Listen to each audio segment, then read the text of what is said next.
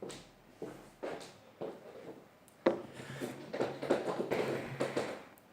afternoon, friends, and welcome to another Crime and Punishment vlog. Now, this time I'm not going to start with the whole Raskolnikov Russian accenty thing, because today I have to answer a question from Dostoevsky's point of view, and I would see it really hard to try and make a fourth wall break from the point of view of Raskolnikov. As well, he isn't such a sarcastical nor comedic character, and I don't know how I could talk about the author's point of view, but here it is. In real life, Dostoevsky used the example to kind of pinpoint his economic perspective. He used the example about the 9/10, the 9/10 working class and the 1/10 of the people, the elite. Now, he didn't understand how 9/10 of the people, whole people, could work their asses off, and could put the hard work, the they could put sweat and blood into their jobs. They could, I mean, give their heart to their work, and still wouldn't see no profit, wouldn't see no decision that they could take in what could be done with that money, because that money, those profits, would always go to the 1/10 of the people, the elite. He was strongly against this because he didn't understand how 9/10 of the people could work and do all the work for a goal, not a common goal, a goal. And they would be some sort of way made to work because they were, I don't know if you noticed, but people need food. For eating food, you need money. So they were required to work. And most work in the time, and nowadays too, is for one person who will take all of the profits to himself. And Dostoevsky didn't understand how that could be possible. Because, talking from a moral perspective, Dostoevsky didn't agree with that part of capitalism, and that's why he went.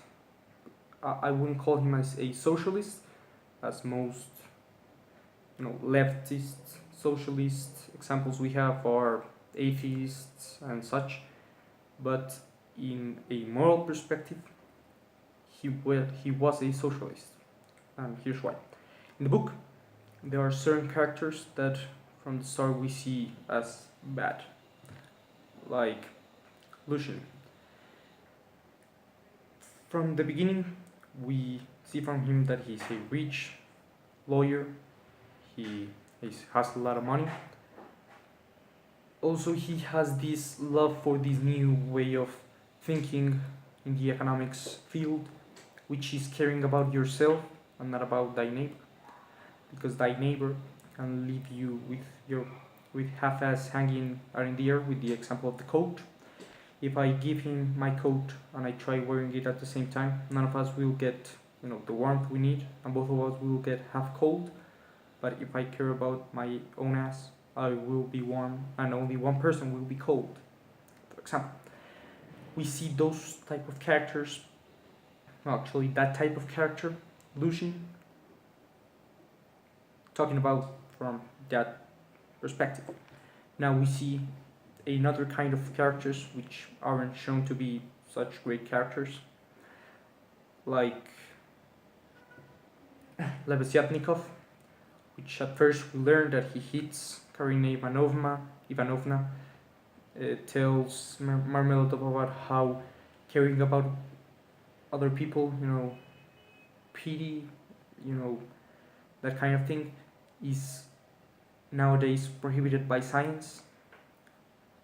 But later we found out that he is really interested in this new theory of he and his pals, which are the communes. Well, the communes are a common example in this type of economic thinking. in which a group of people, normally of the same social class, social beliefs, or beliefs, get together for a common goal, in which they control the means of production and the outcome of that production. It's basically socialism. Now, I'm sorry for that growl, that was my dog. Now we see these type of characters being treated as inferior, as we see them being ignored, for example by Lucian, and well, they are in some way made the victim out of the situation, just like the 9/10 out of the people are the victims here. And I believe in some way Dostoevsky is trying to claw his way into those mentalities of the weak one of the story, that is seen as the bad one, but not the bad one. As we know, Lebeziatnikov helps Sonia get out of trouble with the 100 ruble check that Lucian supposedly slipped on, no, which she supposedly robbed. So we see these type of characters argumenting in favor of these socialist kind of ideas, but from a moral perspective, because as we know, that is Dostoevsky, morality all over. So I wouldn't call him a capitalist, I wouldn't call him a socialist, I would call him a man that wants the people to work for a common goal, in which all have a profit at the end of the product. Now, that was the part 1 of the blog. Now let's move on to the second part. Just give me a second and I will turn into Raskolnikov.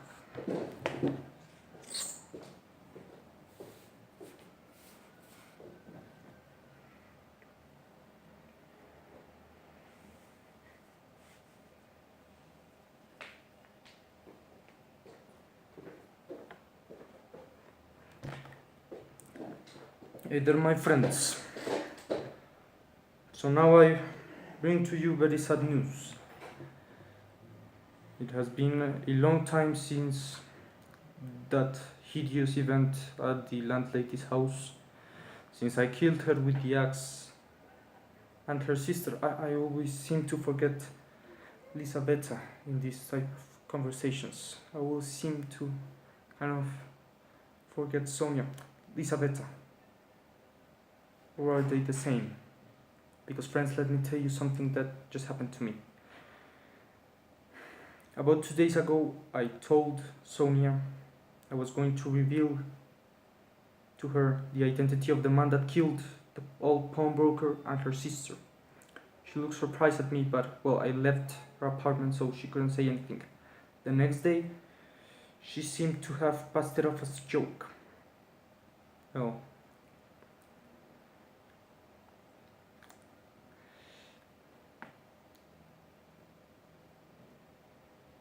She realized it wasn't a joke. She realized I was indeed going to tell her who the killer was.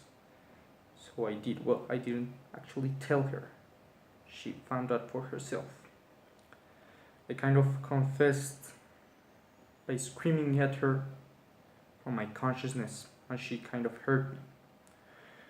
Now, I was sitting in front of her and she was looking into my eyes. In that moment, I kind of felt the same thing I felt when I was going to kill the old pawnbroker. I felt this kind of bubble inside of my stomach. And when she looked into my eyes, she put on this horror, surprise slash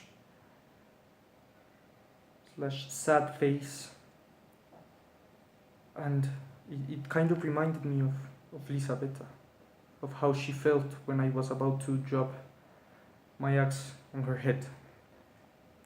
This is, my friends, because she didn't expect it from me. Just like Elisabetta wasn't expecting to get murdered that night at her sister's apartment. She was innocent. She was innocent. And she didn't know what was going to happen.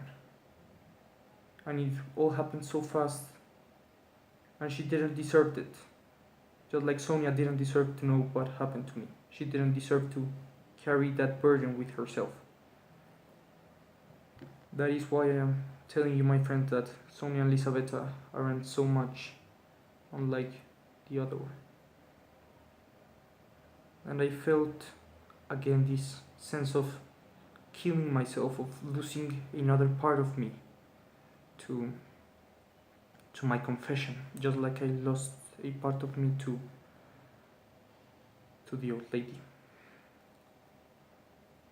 I realize that now, because I am not lying to myself anymore, trying to tell myself that I am superior, that I am a extraordinary character that should be allowed to kill people just because he is extraordinary. I'm tired of lying to myself about that. I know the truth. And that is why I feel this dying inside of me, because I just killed that image Sonia had of me.